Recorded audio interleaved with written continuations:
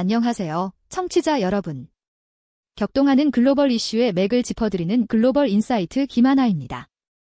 2026년 새해 벽두부터 전 세계가 정치, 경제, 사회 전반에 걸쳐 숨가쁘게 움직이고 있습니다. 안녕하세요. 팩트 너머를 보는 눈, 박 작가입니다. 새해부터 국제 정세는 그야말로 예측 불허의 상황들이 꼬리에 꼬리를 물고 있습니다. 특정 지역의 분쟁이 순식간에 세계 질서의 큰 변화로 이어질 수 있다는 것을 여실히 보여주는 한 주였네요. 오늘은 특히 미국의 베네수엘라 개입부터 한중 관계 복원, 그리고 각국의 AI를 필두로 한 신산업 경쟁까지 놓쳐서는 안 될 중요한 소식들을 준비했습니다. 먼저 미국 소식입니다.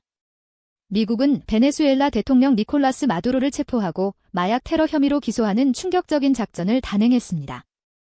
도널드 트럼프 대통령은 미국이 베네수엘라를 담당하고 석유 자원에 접근하여 국가를 재건할 것이라고 밝혔는데요. 이 작전은 국제적인 논란과 중국, 러시아의 거센 비판을 불러일으키고 있습니다. 네, 이 소식은 그야말로 새해 첫 글로벌 이슈의 판도라 상자를 연 격입니다. 미국이 자국의 국익을 위해 타국 수장을 직접적으로 체포하는 군사작전을 감행한 것은 현대 국제법 질서에서 매우 이례적이고 위험한 선례를 남길 수 있습니다.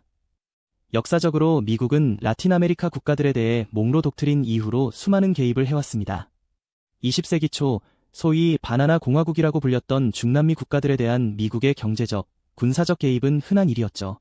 예를 들어 1989년 파나마 침공으로 노리에가 대통령을 체포했던 사건을 떠올리게 하는데요. 당시 미국은 노리에가를 마약 밀매 혐의로 기소했습니다. 지금 베네수엘라도 비슷한 명분을 내세운 상황입니다. 그렇다면 이번 작전의 이면에는 어떤 배경이 깔려 있을까요? 트럼프 대통령의 미국 우선주의와 직결됩니다. 그가 언급했듯 베네수엘라의 막대한 석유 자원은 경제적 이익뿐만 아니라 미국의 에너지 안보에도 중요한 요소입니다. 여기에 미국은 38조 달러가 넘는 국가부채와 재정 지배 가능성에 대한 우려가 커지고 있는 상황에서 해외 자원 확보를 통한 경제 활력 모색이라는 명분도 한몫했을 수 있습니다. 하지만 이는 중국과 러시아 같은 반미 진영 국가들에게는 힘에 의한 현상 변경이자 국제법 위반으로 비칠 수밖에 없습니다. 당장 러시아는 운 안보리 긴급회의에서 강력히 비판하고 나섰고요. 이 사태는 단순히 베네수엘라만의 문제가 아니라 강대국 간의 역학관계를 뒤흔드는 신호탄이 될 수도 있다는 점에서 예의주시해야 합니다. 박 작가님의 설명처럼 러시아는 미국의 베네수엘라 군사작전을 강하게 비난했습니다. 바실리 네벤자 유엔 상임대표는 이를 베네수엘라 자원 통제를 위한 냉소적인 시도이자 국제법에 대한 중대한 위반으로 규정하며 베네수엘라에 대한 강력한 연대를 표명했습니다. 한편 우크라이나와의 갈등도 지속되고 있군요. 네, 러시아 입장에서 미국의 베네수엘라 개입은 내로남불이라는 비판을 피해갈 수 없습니다. 러시아 역시 우크라이나 사태나 과거 아프가니스탄 등 주변국에 대한 군사적 개입 역사가 있기 때문이죠.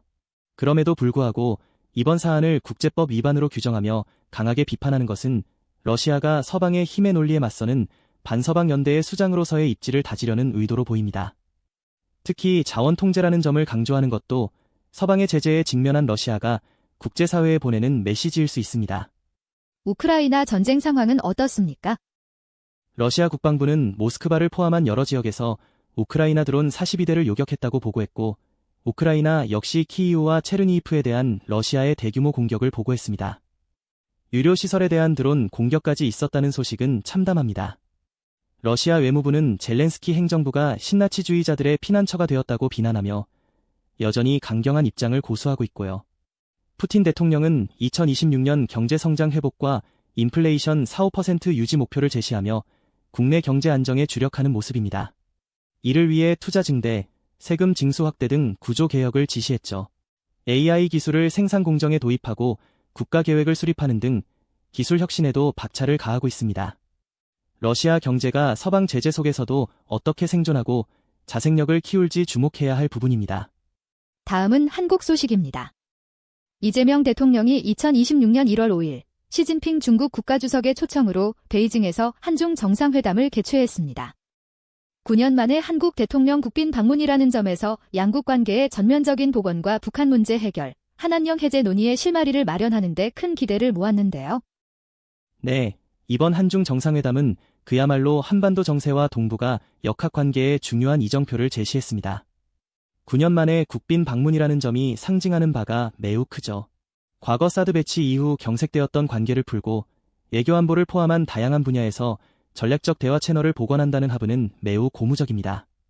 김하나님께서 말씀하신 한한령 해제 논의의 실마리뿐만 아니라 한중 FTA 2단계 협상 연내 추진, 그리고 산업, 환경, 지식재산권 등 15건의 협력 문서 채택은 양국 경제협력의 지평을 넓히는 계기가 될 것입니다. 이재명 대통령의 이번 방중은 어떤 의미를 갖는다고 보십니까? 한국의 외교는 전통적으로 미국과의 동맹을 기반으로 하면서도 최대 교역국인 중국과의 관계를 소홀히 할 수 없는 줄타기 외교의 연속이었습니다. 이번 정상회담은 그런 한국 외교의 균형점을 찾아가는 과정의 일환으로 해석될 수 있습니다. 특히 북한 문제 해결과 관련하여 중국의 협력을 얻어내는 것은 한국 안보에 매우 중요하죠. 동시에 국내적으로는 생산적, 포용적 금융을 통해 경제 도약을 이루겠다는 금융당국의 의지가 돋보입니다. 연간 30조 원 규모의 국민성장펀드 공급이나 AI 등 신산업 투자 확대는 미래 성장 동력 확보를 위한 중요한 정책 방향입니다. 이처럼 대외적으로는 전략적 관계 회복, 대내적으로는 미래 산업 육성이라는 투트랙 전략을 추진하는 한국의 2026년은 그 어느 때보다 역동적일 것으로 보입니다. 이재명 대통령과의 정상회담에서 시진핑 주석은 중한 관계를 전략적 협력 동반자 관계로 발전시키기 위한 5호 협력 방향을 강조했습니다. 호혜 상생을 통해 지역 및 세계 평화와 발전에 긍정적인 에너지를 부여해야 한다는 점도 피력했고요. 중국은 경제 분야에서도 매우 낙관적인 전망을 내놓고 있습니다. 네, 중국의 발표를 보면 이번 한중 정상회담을 통해 전략적 협력 동반자 관계를 더욱 공고히 하려는 의지가 엿보입니다. 이 역시 과거 사드 사태 이후 경색되었던 양국 관계를 정상 궤도로 되돌리고 이를 통해 동북아시아에서의 자국 영향력을 확대하려는 중국의 전략적 포석으로 볼 수 있습니다. 경제적으로는 장강 경제벨트가 인공지능, 양자정보, 집적회로 등 핵심 기술의 돌파구를 마련하며 중국 내 과학기술 혁신의 핵심 거점으로 부상하고 있다는 소식도 주목할 만합니다. 특히 중국 증시가 새해부터 무서운 상승세를 보이고 있다고요? 맞습니다. 1월 5일 상하이 종합지수가 1.38% 상승하며 4,000포인트를 회복했습니다. 놀라운 것은 2025년 12월 17일부터 12거래일 연속 상승을 기록하며 1992년 3월 이후 최장 연속 상승 기록을 세웠다는 점입니다.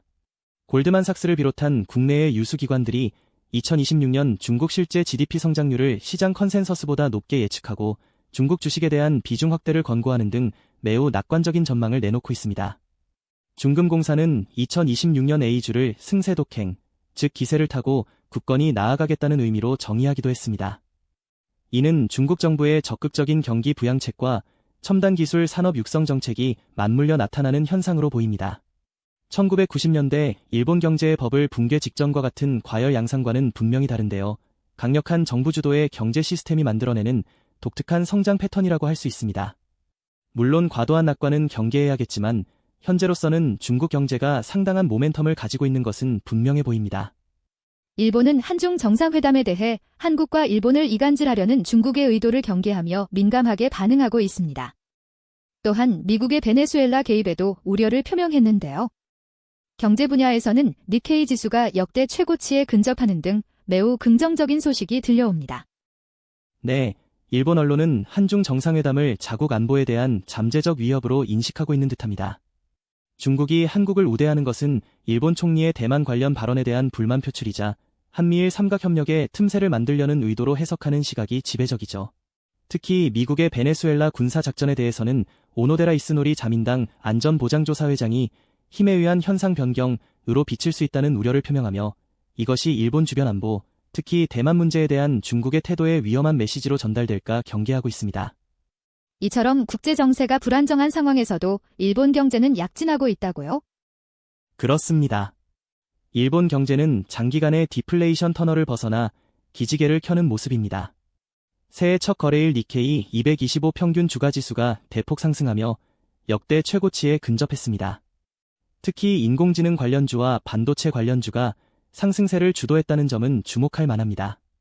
우에다 가즈오 일본은행 총재가 올해에도 임금과 물가가 완만하게 상승할 가능성이 높다고 밝히며 정책금리 인상 기조를 유지하겠다고 재차 강조한 것은 과거 잃어버린 30년의 악몽을 딛고 정상적인 경제체제로 복구하려는 강한 의지를 보여줍니다.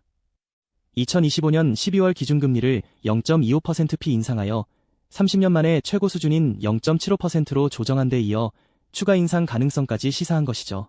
그야말로 일본 경제가 완전히 다른 국면을 맞이한 것 같네요. 네, 상장 기업들의 주주 배당금 총액이 사상 처음으로 20조 엔을 돌파할 것으로 전망되는 것도 긍정적입니다. 이는 실적 개선과 주주 환원 요구 확대, 그리고 불확실한 국제 정세 속에서 대형 투자를 주저하는 기업들이 배당을 늘리는 복합적인 결과로 분석됩니다.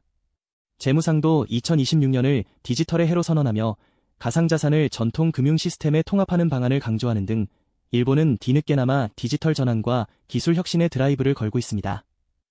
1990년대 초 IT 버블 붕괴 당시 일본이 변화에 늦장 대응했던 것과는 사뭇 다른 모습이죠. 이번에는 유럽으로 시선을 돌려보겠습니다.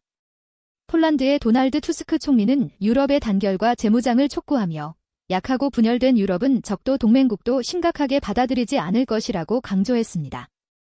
투스크 총리의 이러한 발언은 미국의 베네수엘라 개입과 같은 국제적 긴장 고조 상황, 그리고 우크라이나 전쟁의 장기화 속에서 유럽이 나아가야 할 방향을 명확히 제시한 것입니다.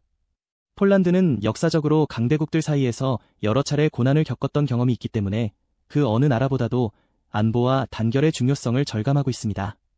특히 러시아의 위협을 직접적으로 마주하고 있는 최전선 국가로서 유럽의 군사력 강화와 정치적 단결을 촉구하는 것은 자연스러운 흐름입니다. 이는 과거 유럽연합 창설의 배경이 되었던 하나된 유럽이라는 이상이 현재 지정학적 위기 속에서 다시금 강력하게 요구되고 있음을 보여줍니다. 경제적으로는 어떤 움직임이 있나요? 국제금융협회는 2026년 폴란드 경제가 세계 경기 둔화에도 불구하고 4% 성장할 것으로 전망했습니다. 유럽 내에서도 상당히 낙관적인 예측인데요. 폴란드 디지털하브는 AI 인프라 구축, 사이버 보안 강화 등 8가지 핵심 개발 분야에 대한 투자 계획을 발표했습니다. 특히 포즈난과 크라쿠프에 AI 공장이 건설될 예정이라는 점은 폴란드가 유럽 내 기술 허브로 도약하려는 의지를 보여줍니다. 안보 및 국방 분야의 이중 용도 기술 개발에도 상당한 유럽 기금을 할당하여 기술 주권과 경쟁력을 강화하려는 노력도 돋보입니다. 다만 폴란드 내 우크라이나인에 대한 반감 증가와 러시아발 허위 정보 확산은 사회 통합에 대한 과제를 안겨주고 있습니다. 네, 오늘은 2026년 새해 벽두부터 전 세계를 강타한 다양한 이슈들을 심층적으로 다뤄봤습니다. 미국의 베네수엘라 군사 개입이라는 초유의 사태부터 한중 관계의 복원, 그리고 각국의 AI와 첨단 기술을 통한 미래 먹거리 확보 경쟁까지 그야말로 잠시도 눈을 뗄 수 없는 글로벌 정세였네요. 맞습니다. 강대국들의 이해관계 충돌 속에서 국제 질서의 재편 움직임이 감지되고 동시에 기술 혁신이 새로운 경제 지도를 그려나가고 있다는 것을 확인할 수 있었습니다. 이러한 복합적인 흐름 속에서 우리가 어디에 서 있고 어디로 나아가야 할지 끊임없이 고민해야 할 때입니다. 박 작가님, 오늘도 깊이 있는 인사이트 감사드립니다. 청취자 여러분, 오늘 글로벌 인사이트가 전해드린 소식들이 세상을 이해하는 데 작은 도움이 되었기를 바랍니다. 저희는 내일 더 알찬 소식으로 찾아뵙겠습니다. 네, 내일 뵙겠습니다.